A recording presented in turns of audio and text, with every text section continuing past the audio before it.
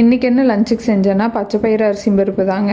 அதாவது கொங்கு ஸ்டைல் அரிசி பருப்புனா துவரப்பருப்பு கடலப்பருப்பு இதெல்லாம் ஊற வச்சு போடுவாங்க, இல்லை அவரைப்பருப்பு கூட போட்டு செய்வாங்க, சூப்பராக இருக்கும் அதெல்லாம். ஆனால் இந்த பச்சைப்பயிறு அரிசி பருப்பு வந்து நிறைய பேர் செய்ய மாட்டாங்க, கொஞ்சம் பேர் செய்வாங்க.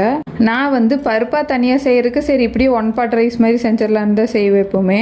அப்புறம் தட்டைப்பயிறு அரிசி பருப்பும் எங்கள் வீட்டில் செய்வோம், அதுவும் செம சூப்பராக இருக்கும். இது அரிசி பருப்பு செய்கிற மாதிரியே தாங்க. பூண்டு சீரகம் இடித்து சேர்த்துக்குங்க, தக்காளி வெங்காயம் இதெல்லாம் வதக்கி விட்டுக்குங்க ஆஸ் யூஷுவல். பச்சைப்பயிறு வந்து எனக்கு இங்கே அரிசியோட போட்டால் கொஞ்சம் வேகாத மாதிரி இருக்கும், அதனால நான் ஃபஸ்ட்டே வேக வச்சு எடுத்துட்டேன். உங்கள் தண்ணிக்கு ஏற்ற மாதிரி நீங்கள் வேக வச்சு எடுத்துக்குங்க. உங்கள் தண்ணிக்கு வந்து அரிசி கூடயே வெந்துடும்னா அப்படியே விட்டுருங்க, ஒன்றும் பிரச்சனை இல்லை. நான் வந்து இன்னைக்கு பச்சைப்பயிறு கூட பட்டாணியும் சேர்த்து போட்டிருக்கிறேன், உங்களுக்கு வேணா ஆட் பண்ணிக்கிங்க. அப்புறம் எனக்கு முடையாக இருக்கிற போல் இந்த மாதிரி 4-5 ஒன் பாட் ரெசிபி வச்சுருக்குறேங்க, அதையவே வச்சு ஒப்பேற்றிடுவேன். அப்படி இல்லைனாலும் என் ஹஸ்பண்டுக்கெல்லாம் அரிசி பருப்பு டெய்லியுமே செஞ்சு ஹோட்டல் சாப்பிடுவார், அதனால் எனக்கு பிரச்சனையே இல்லை. ஏன்னா பிறந்ததுலேருந்து எங்களுக்கு வந்து பருப்பே தாங்க வீட்டில், அதை சாப்பிட்டு இப்போல்லாம் போர் அடிச்சிருச்சு. அதனால் நான் செஞ்சேன்னா மோஸ்ட்லி வந்து இந்த பருப்பு ரசக்காயே அதிகமாக வைக்க மாட்டேன், எப்பாவது தான் செய்வேன். மோஸ்ட்லி சிம்பிளான லஞ்ச் எப்படியெல்லாம் செய்ய முடியுமோ அப்படி செஞ்சு முடிச்சுடுவேன் எக்கோட வச்சு.